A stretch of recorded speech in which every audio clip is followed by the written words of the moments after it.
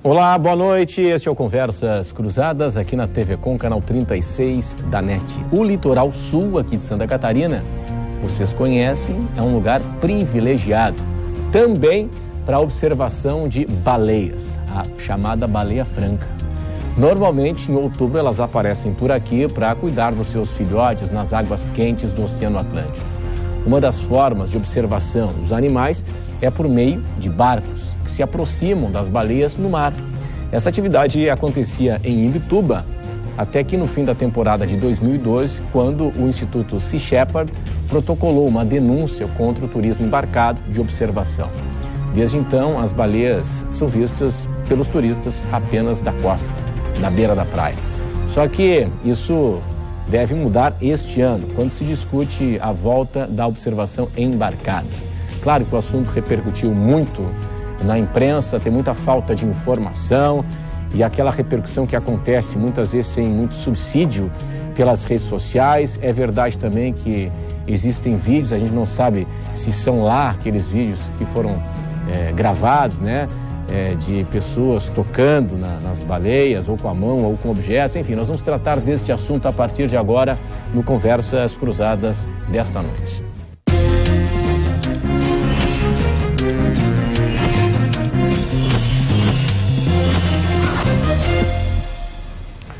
Conversas Cruzadas na TV Com hoje está na companhia de Pedro Castilho, que é professor do curso de Engenharia da Pesca e Biologia na UDESC, no campus na região sul, em Laguna. Também aqui conosco está Cécio Barros, que é chefe da área de proteção ambiental da Baleia Franca, do ICMBio. E ainda também está Karina Grock, que é bióloga do projeto Baleia Franca. Pessoal, obrigado pela atenção de todos hoje aqui conosco no Conversas Cruzadas, que tem um oferecimento da água mineral Santa Rita.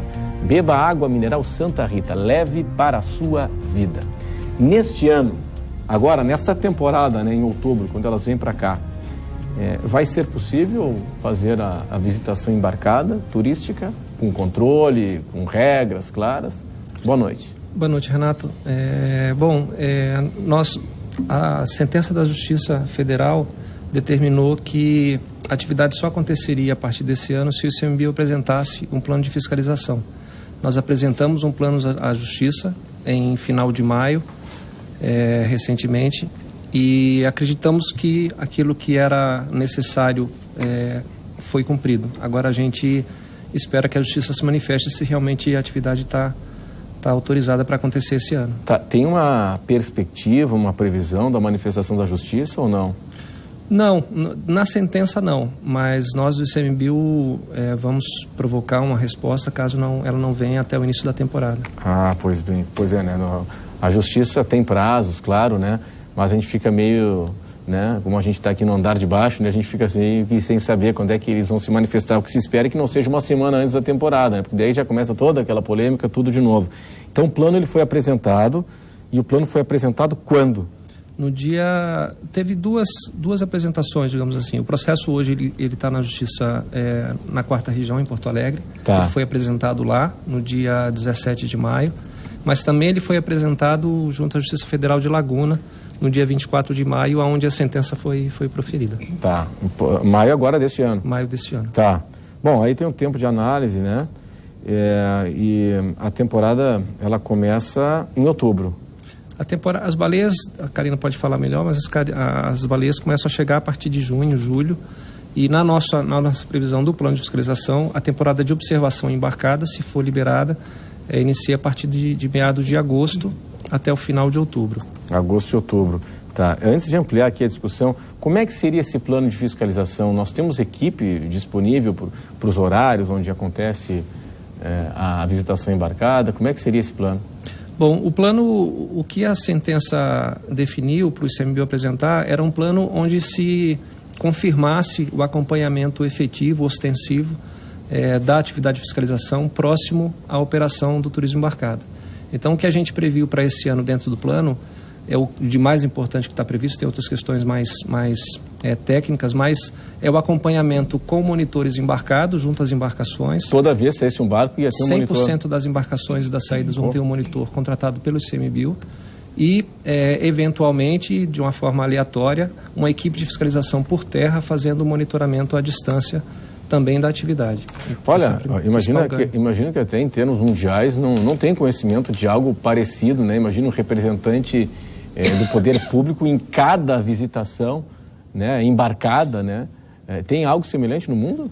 Eu não tenho conhecimento para te falar. Eu sei que a gente não tinha experiência desse acompanhamento mais ostensivo, né? A gente acompanhava a partir de relatórios das empresas. Mas a gente tem uma situação muito peculiar aqui. O tipo de observação que acontece aqui, com a geografia do território, o quanto que as baleias se aproximam da costa, é diferente de qualquer outro lugar do mundo. Então, eu não sei, é difícil a gente comparar uma situação como essa com outras onde a observação é feita mais em alto mar. Muito bem. Karina, me ajuda a refrescar a minha memória aqui. Não sei, eu acho que foi contigo que eu fiz uma entrevista aqui um tempo atrás, quando esse assunto veio à baila também, e eu recebi a informação, acho que foi sua mesmo, de que, ao contrário do que muitos possam imaginar, mesmo depois que começou o turismo de visitação embarcada, né, de observação de baleia, não diminuiu o número de baleias que vem para cá, muito pelo contrário, aumentou. Isso é fato? Exatamente. Então, minha memória não está tão ruim assim. Boa noite. Boa noite. O trabalho de pesquisa que a gente faz, né, que o Projeto Baleia Franca faz e eu coordeno, inclui a realização de sobrevoos ao longo de toda a região, toda a área de ocorrência da espécie, que é o litoral centro-sul de Santa Catarina, e a partir desses sobrevoos a gente consegue estimar quantas baleias frequentam a nossa costa e avaliar se a população está crescendo, se tem algum tipo de interferência, como que essa população está se comportando frente às atividades humanas que ocorrem no nosso litoral. E a gente tem observado um crescimento populacional, a taxa mais recente de 12% ao ano. Então, é um crescimento substancial. A presença, o ciclo anual de presença das baleias, em função do ciclo reprodutivo, não são sempre os mesmos indivíduos que vêm para cá. As baleias francas, no seu ciclo reprodutivo, elas têm um filhote a cada 3 anos, e é isso que determina o principal motivo para a vinda delas para cá, é o nascimento dos filhotes. Então, o mesmo indivíduo, uma fêmea grávida, ela vem para cá uma vez a cada 3 anos.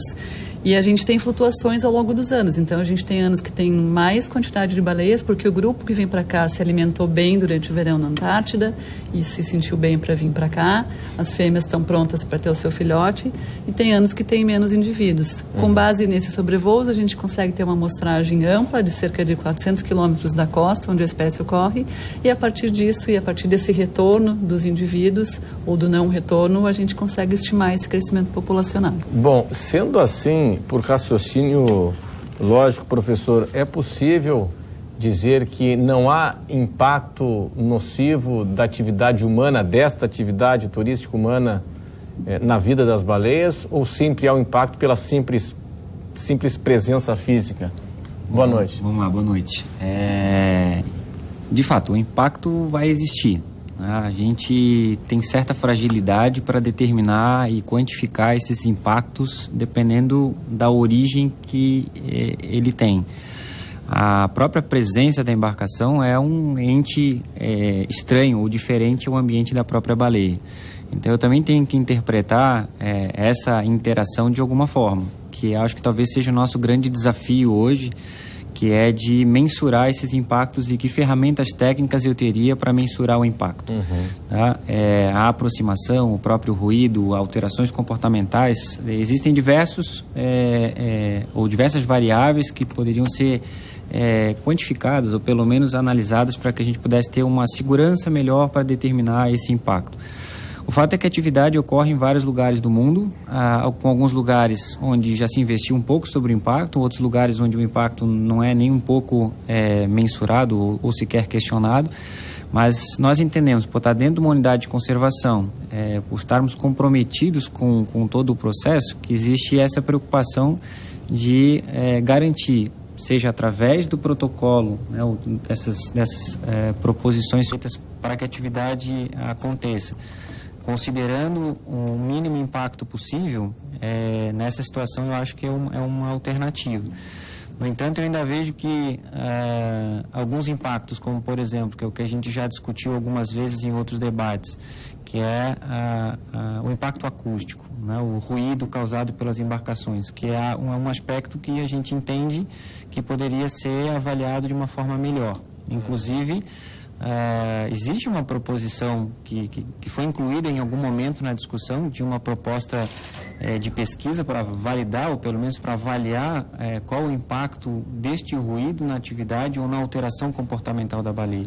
Então, talvez aí essa seja um caminho, talvez que nos dê também alguns subsídios mais técnicos, numéricos, para garantir ou pelo menos qualificar melhor esse impacto. Às vezes é muito subjetivo, né? A baleia reagiu ou não reagiu, a embarcação está lá e a baleia se aproximou da embarcação, ou vice-versa, né? A embarcação chegou e a baleia saiu. Então não existe um padrão, né? A gente está invadindo um espaço, um território que é muito bem conhecido por ela e não necessariamente bem conhecido pela embarcação. Existem várias outras variáveis que eu também considero que são importantes nesse processo, que é a própria capacitação de quem vai atuar, a participação dessas pessoas na construção desse conceito de atividade que a gente precisa melhorar. Capacitação das pessoas, né? Sim. Né? E até a própria população entender, né, que o que está se propondo é uma atividade, ou pelo menos que está tentando se retomar uma atividade que tenha um mínimo de preocupação com a baleia. Mas eu imagino que, pelo perfil do visitante, do turista, eu imagino que, claro, não dá para garantir 100%, mas é um turista diferenciado, não?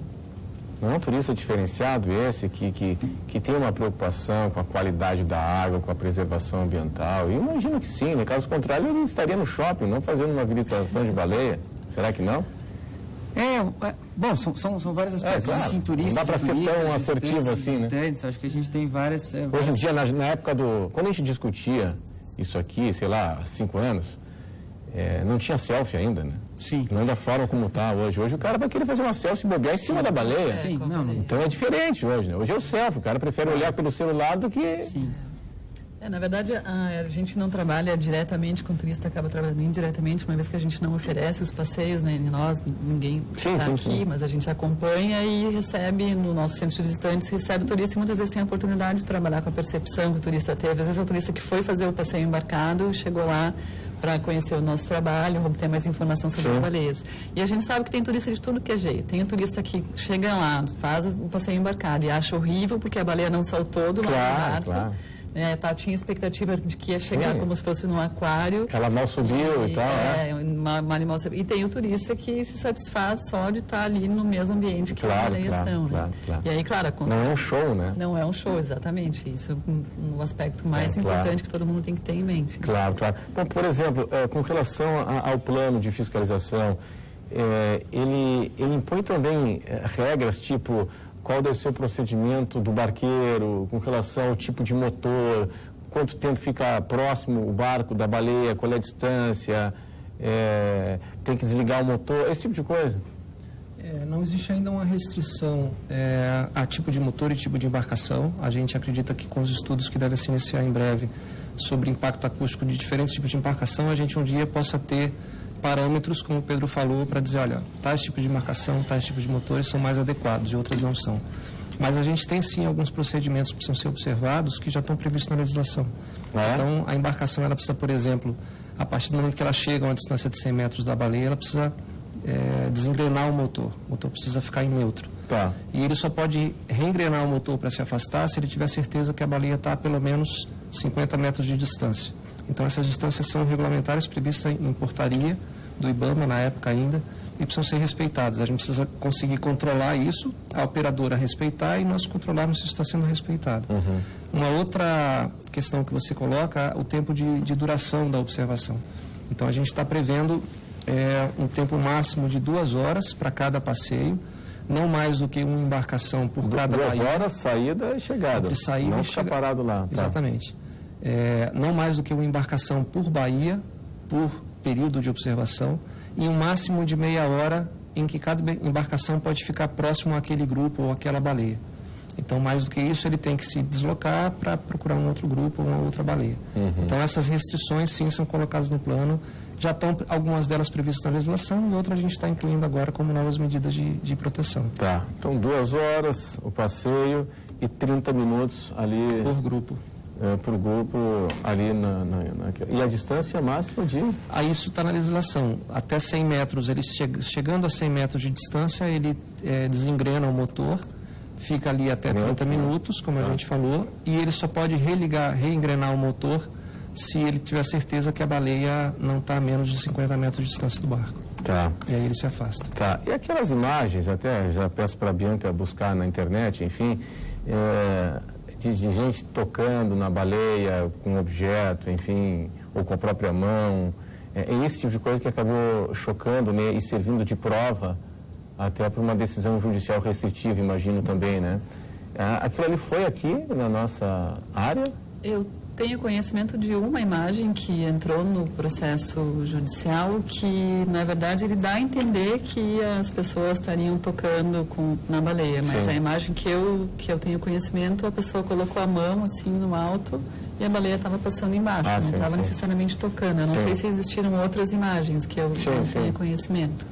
Em princípio, isso não é até onde a gente sabe, isso não é uma prática feita pelos turistas? Nem pode, né? Agora, a legislação não permite, isso não é uma prática feita pelos operadores. É claro que a gente, né, a gente não estava sempre embarcado, então não tem como dizer. Teve uma imagem das pessoas também com os pés para fora da embarcação e que a baleia teria vindo perto da embarcação, não sei se chegaram a tocar. Parece que são essas duas imagens que estão associadas. Sim, mas nada de algo agressivo, assim, isso a gente não viu. Processo. Não que a gente tenha conhecimento. E a regra essa estabelece 50 metros, né, de distância. Mínimo 50 para ele se afastar da embarcação. Sim, mas se afastar da baleia. Mas significa dizer que não pode se aproximar menos de 50 metros. Exato. E é importante isso que a Karina comentou, é importante falar que a gente não tem na legislação hoje uma proibição para o toque. Existem restrições para a distância da embarcação para a baleia. Mas já está se discutindo uma legislação nova, uma portaria nova de molestamento de cetáceos, onde o toque passa a ser proibido. Tá, mas deixa eu entender o seguinte, se eu não posso me aproximar 50 metros, o barco, então, de repente, então eu vou a nado.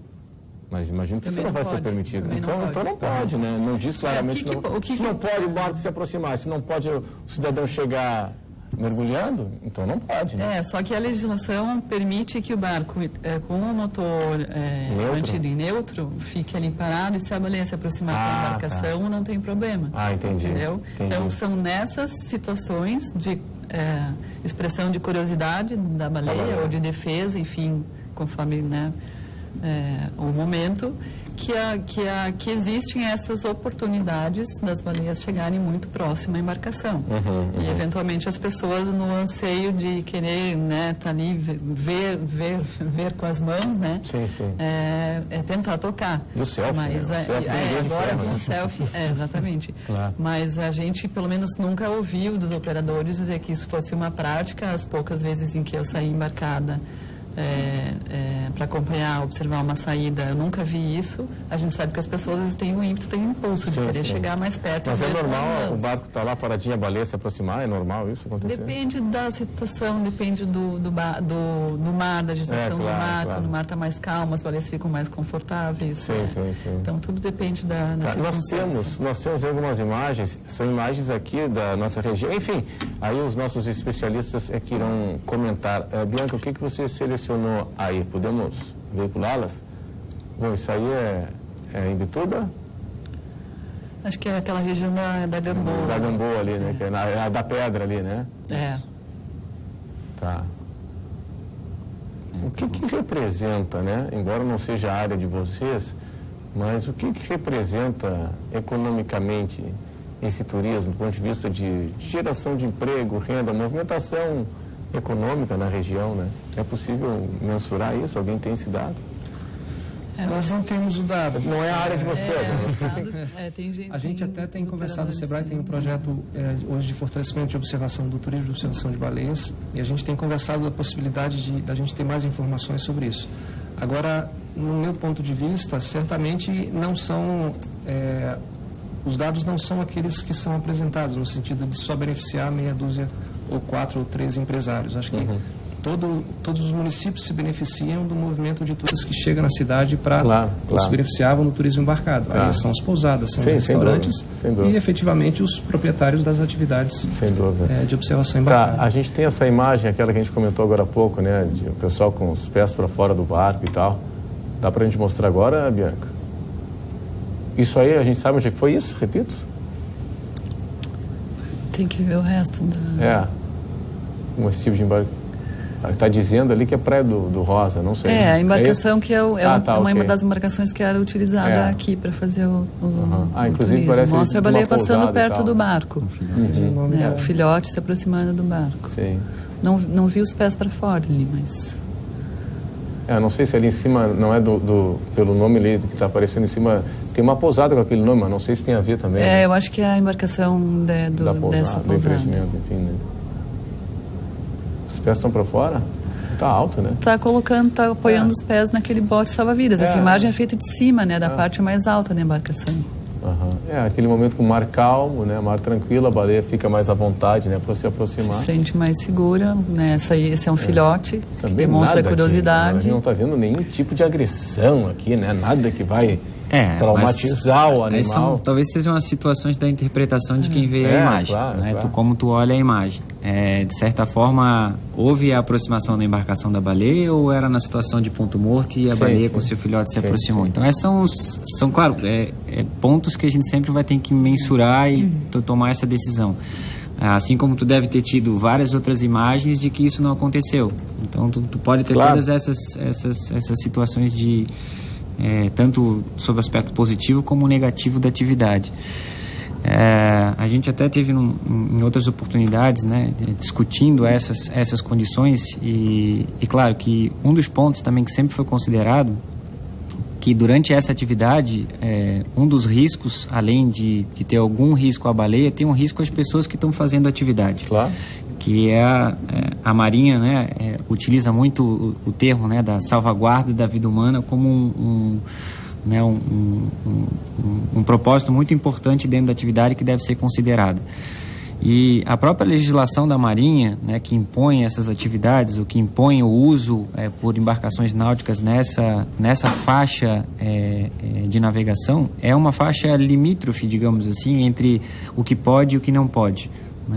Se a gente considerar a Norman 3, né, que é a legislação que define aonde que as embarcações de turismo, de passeio, enfim, podem estar transitando, ela define um limite e as baleias ficam nesse limite, praticamente no limite. Então as embarcações também, elas têm que estar atentas nessa situação que a baleia está exatamente no lugar que é atrás da arrebentação, que é um lugar super perigoso para que uma embarcação náutica possa estar transitando. Então, um dos maiores riscos que podem ter nesse processo é uma embarcação ter que, por uma questão de emergência, tem que ligar o motor, fazer uma movimentação abrupta ou necessária para que não tenham vítimas humanas no processo. E aí, situações como essa, eu posso ter uma baleia muito próxima e aí eu tenho, de fato, uma situação de risco que poderia ou deveria ser evitada. Isso que é o que a gente tem que trabalhar para que nessas situações isso não aconteça. Então, entendi eu sempre nessas situações que a baleia está no ambiente dela, eu sou um agente externo tentando usufruir desse momento e que eu tenho que usar alguns princípios. Se as operadoras ou se negligenciou ou se não seguiu algumas recomendações básicas que existiam na época, hoje eu acho que com o plano elas vão ter que ter um pouquinho mais de seriedade na aplicação da atividade. Então é respeitar realmente a Norman, é respeitar as instruções normativas. E aí, no intuito, né, de mensurar o impacto, eu vou colocar um pouco da contribuição que eu acho que nós, como instituição de ensino, instituição de pesquisa, deve contribuir nesse processo, que é tentar mensurar esses impactos. Então, eu acho que eu obrigatoriamente como pesquisador, eu tenho que forçar a ter informações técnicas para que as decisões possam ser técnicas e não meramente emocionais. Porque a baleia é assim, eu quero saber qual é a distância real, por que são 100 metros, por que são 50 metros, por que não são 25 ou não são 150 ou são 300 metros. Acho que a gente tem que trabalhar um pouco nessa direção para que a atividade ela possa ser sólida, se é que é para ela ter de fato uma continuidade, ela tem que ser sólida, a gente tem que saber o que está fazendo, tem que ter certeza no que está fazendo.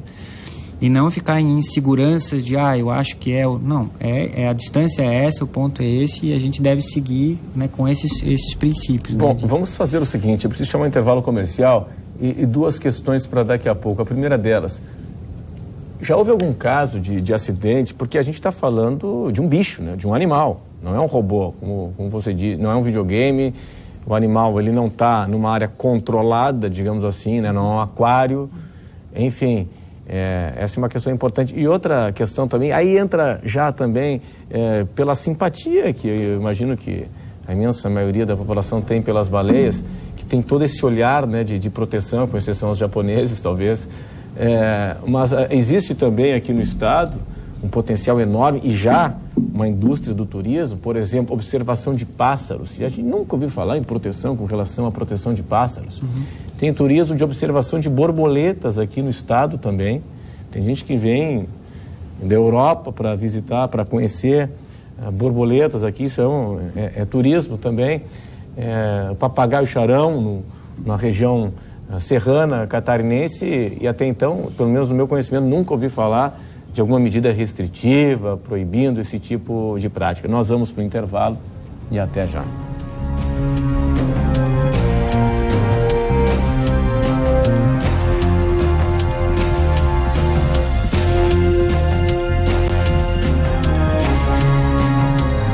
Conversas Cruzadas.